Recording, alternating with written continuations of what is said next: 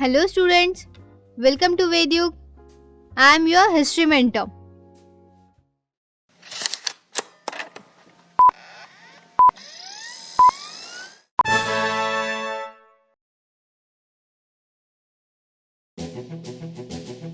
And in this video, we are going to start fourth part of history's fourth chapter, the age of industrialization.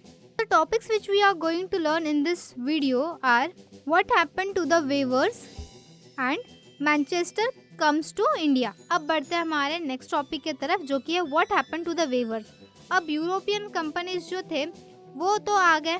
अब weavers के साथ उन्होंने क्या किया, weavers के साथ क्या हुआ वो देखते हैं.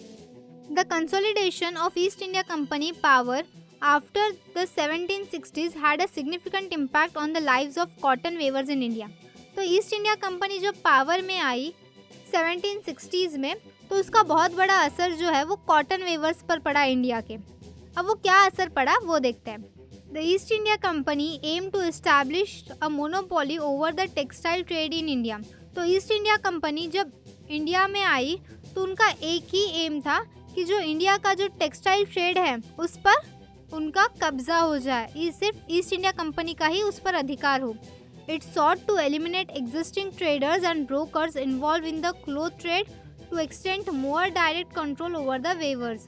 अब इसकी वजह से जो एग्जिस्टिंग ट्रेडर्स एंड ब्रोकर्स थे, क्लोथ ट्रेड में इन्वॉल्व थे, उनको निकाल दिया गया और जिसकी वजह से जो डायरेक्ट कंट्रोल था ट्रेड का वो किसके हाथ में आ गया, वेवर्स के हाथ में.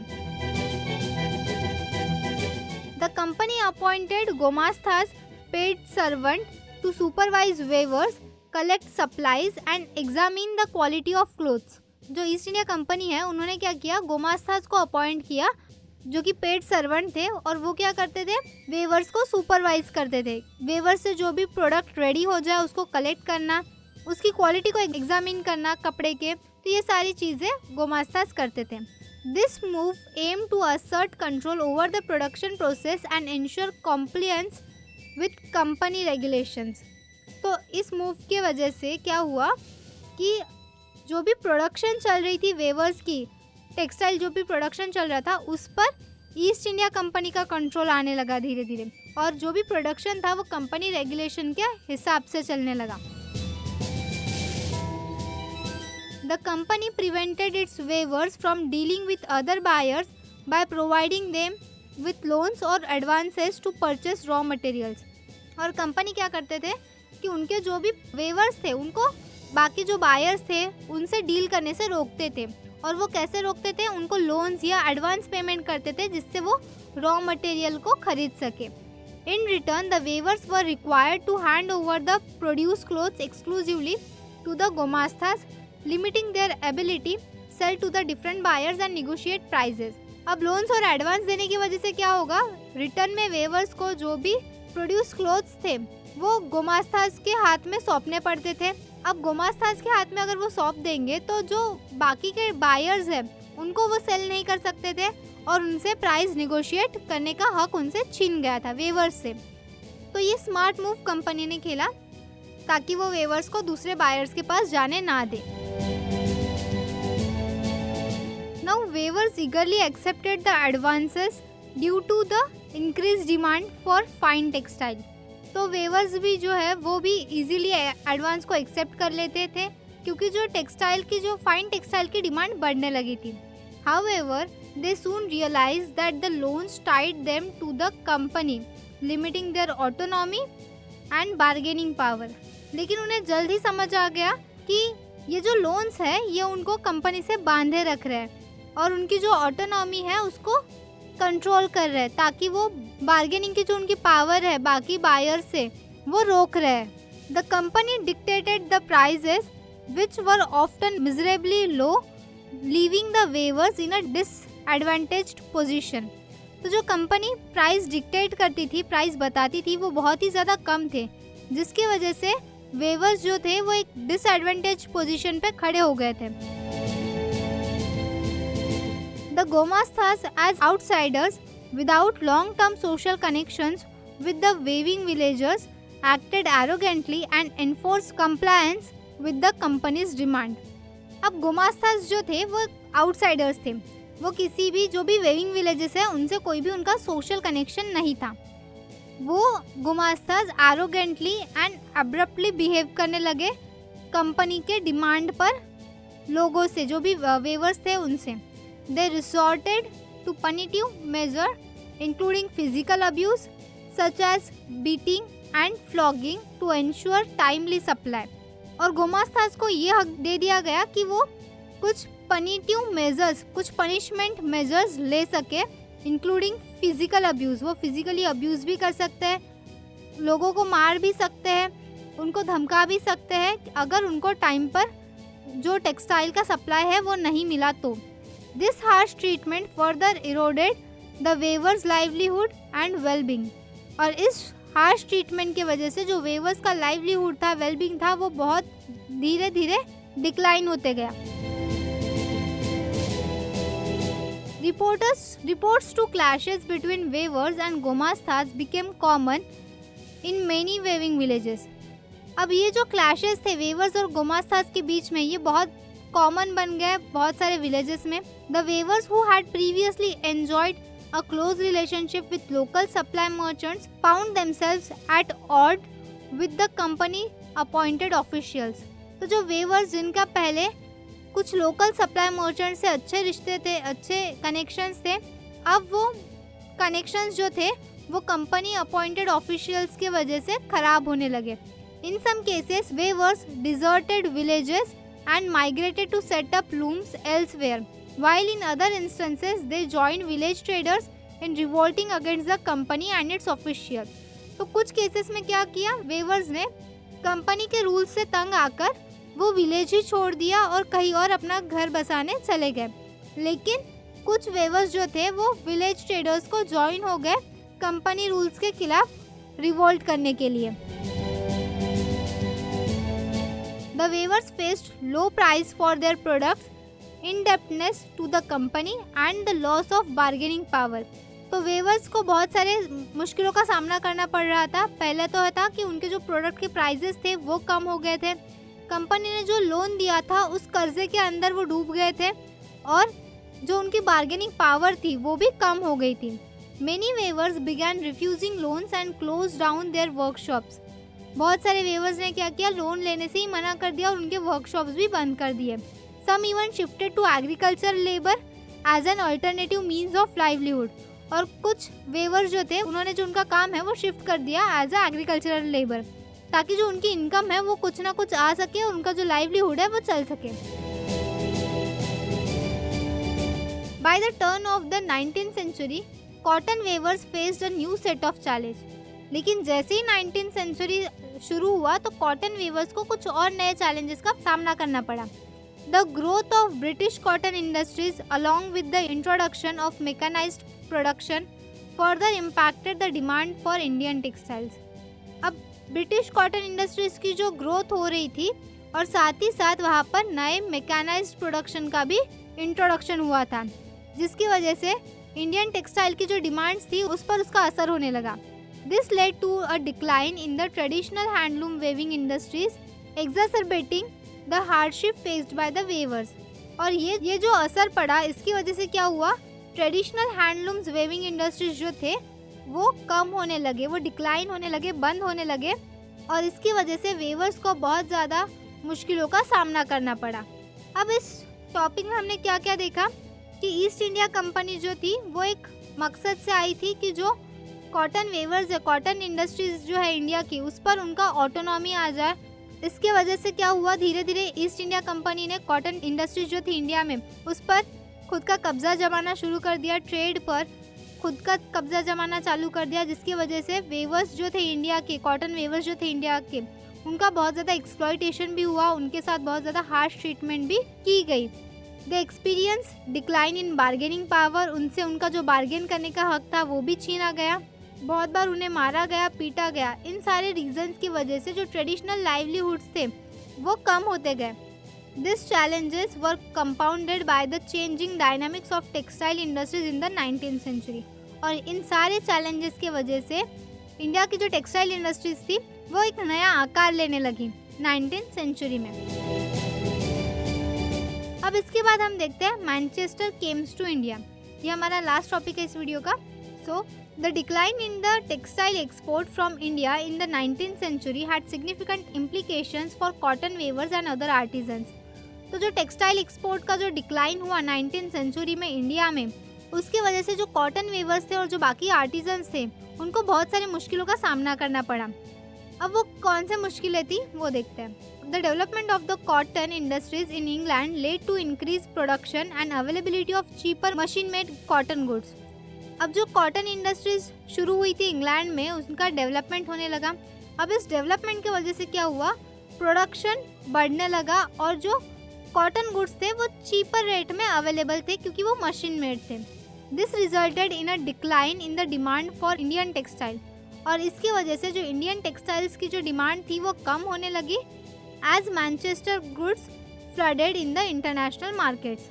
क्योंकि जो मैनचेस्टर, जो कि इंग्लैंड में एक जगह है जहाँ पर कॉटन इंडस्ट्रीज जो थी वो इस्टेब्लिश हुई थी, वहाँ के गुड्स इंटरनेशनल मार्केट में ज़्यादा मात्रा में आने लगे थे। Industrial groups in England pressured the government to import duties on cotton textile from the other countries. जो इंडस्ट्रियल ग्रुप्स थे इंग्लैंड के, उन्होंने क्या किया, गवर्नमेंट को प्रेशराइज किया ताकि वो इम्पोर्ट ड्यूटीज लगा सके, कुछ इम्पोर्ट के टैक्सेस लगा सके जो बाकी कंट्रीज से कॉटन टेक्सटाइल्स आ रहे हैं उन पर। This protected the domestic cotton industries and restricted the competition faced by British manufacturers for the reducing the demand for Indian textiles. अब जो इंडस्ट्रियल ग्रुप्स थे इंग्लैंड के, उन्होंने गवर्नमेंट पर प्रेशर डाल के कुछ इम्पोर्ट ड्यूटीज इम्पोज करने के लिए बता दिया गया। अब जो इंडस्ट्रियल ग्रुप्स थे इंग्लैंड के कुछ, उन्होंने क्या किया, गवर्नमेंट को प्रेशराइज किया ताकि जो बाहर के कंट्रीज से कॉटन टेक्सटाइल्स आ रहे हैं उन पर इम्पोर्ट ड्यूटीज इम्पोज कर सके। इसके वजह से क्या हुआ, जो डोमेस्टिक कॉटन इंडस्ट्रीज थे उन्हें प्रोटेक्ट किया गया and restricted the competition faced by British manufacturers. और जो ब्रिटिश मैन्युफैक्चरर से जो कंपटीशन हो रही थी वो बंद कर दी गई, जिसकी वजह से इंडियन टेक्सटाइल का डिमांड भी कम होने लगा। Industrialist also persuaded the East India Company to sell British manufacturers in Indian market. Industrialist ने ईस्ट इंडिया कंपनी को भी परसुएड किया, उनको भी समझाया कि जो ब्रिटिश मैन्युफैक्चरर गुड्स थे वो इंडियन मार्केट में बेचे जाए। This led to a significant increase in the import of British cotton goods into India.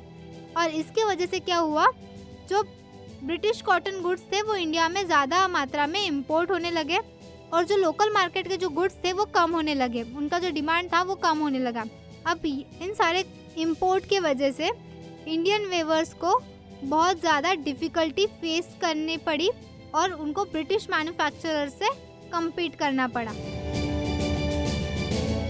The decline in textile export mean a loss of primary market for Indian weavers. जो textile export में decline हुआ, इसके वजह से जो Indian weavers का जो primary market था उसका भी बहुत ज़्यादा नुकसान होने लगा। दे faced a significant decrease in the demand for their products resulting in a decline in production, income and employment opportunities. तो इंडियन वेवर्स जो थे उनके जो डिमांड्स थे प्रोडक्ट्स के, उनमें कमी आने लगी। देन साथ ही साथ उनका जो प्रोडक्शन था वो भी कम होने लगा, उनकी इनकम डिक्लाइन होने लगी और एम्प्लॉयमेंट अपॉर्चुनिटीज़ भी कम होने लगे। The influx of cheap machine made cotton goods from England flooded in the Indian market. जो cheap machine made cotton goods थे उसका जो सेलिंग था वो इंडियन मार्केट्स में ज़्यादा होने लगा। The Indian weavers struggle to compete with the low price imports, leading to a shrinking of the local market and a decrease in demand for their products. तो जो इंडियन वेवर्स थे वो बहुत ज़्यादा स्ट्रगल कर रहे थे कि ये जो इंग्लैंड से जो लो प्राइस इंपोर्टेड गुड्स आ रहे हैं उनसे वो compete कर सके।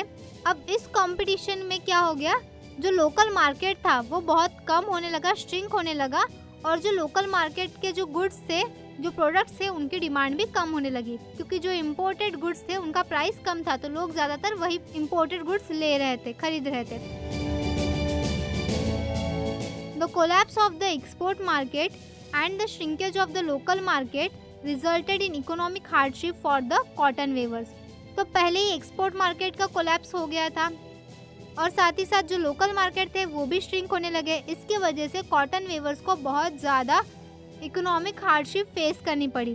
They face declining income, poverty बढ़ने लगी, जो लाइवलीहुड के अपॉर्चुनिटीज़ थे वो भी कम होने लगे उनके लिए।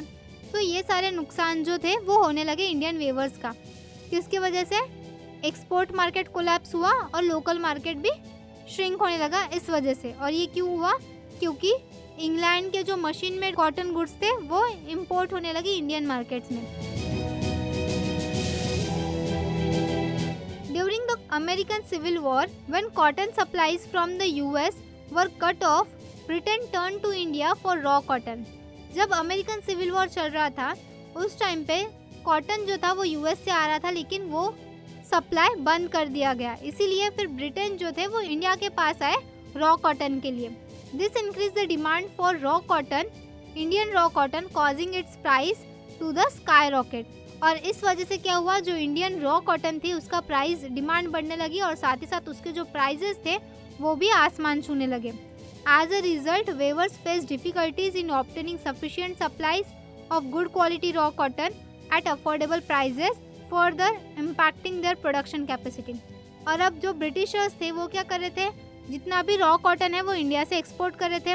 अब इसका भी असर जो वेवर्स थे उन पर हुआ, क्योंकि उनको जो के प्रोडक्ट्स के लिए रॉ कॉटन, अच्छे क्वालिटी का रॉ कॉटन अफोर्डेबल प्राइस में नहीं मिल रहा था।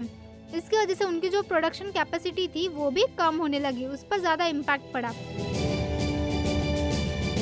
Towards the end of the 19th century, the establishment of factories in India led to the production of machine-made goods that flooded in the market. तो 19th century के and तक जो factories India में establish हुए उसके वजह से क्या हुआ, जो मशीन मेड गुड्स थे उनका प्रोडक्शन बढ़ने लगा इंडियन मार्केट में। This posed a significant threat to the survival of weaving industries as they struggled to compete with the efficiency and the scale of the factory production. अब जब factories India में establish हुए इसके वजह से जो waving industries थे उनको बहुत ज़्यादा नुकसान हुआ, उनको बहुत ज़्यादा स्ट्रगल फेस करनी पड़ी, बहुत ज़्यादा कंपटीशन फेस करना पड़ा फैक्ट्री प्रोडक्शन के जो गुड्स थे उनके साथ। और इस तरह से जो वेवर्स थे वो बहुत ज़्यादा नुकसान में आ गए। अब चलिए देखते हैं, एक समराइज कर लेते हैं हमने इस टॉपिक में क्या देखा। तो हमने इस टॉपिक में क्या देखा, the decline in the textile export from the Indian market in 19th century had severe implication for cotton weavers. तो जो टेक्सटाइल एक्सपोर्ट का जो डिक्लाइन हुआ 19th सेंचुरी में, इसकी वजह से क्या हुआ, कॉटन वेवर्स को बहुत ज़्यादा नुकसान फेस करना पड़ा। उनका जो एक्सपोर्ट मार्केट था उस पर उनका हक जो था वो भी, they face the loss of export market, reduce demand in the local market, economic hardship, supply constant, supply कम होने लगा, increasing competition from machine made good के साथ कंपटीशन बढ़ने लगा। तो ये सारे जो चैलेंजेस थे वो इंडियन वेवर्स को फेस करने पड़ रहे थे और इसलिए वो बहुत ज़्यादा नुकसान में आ गए थे। तो इस तरह से हमने ये टॉपिक कवर कर लिया।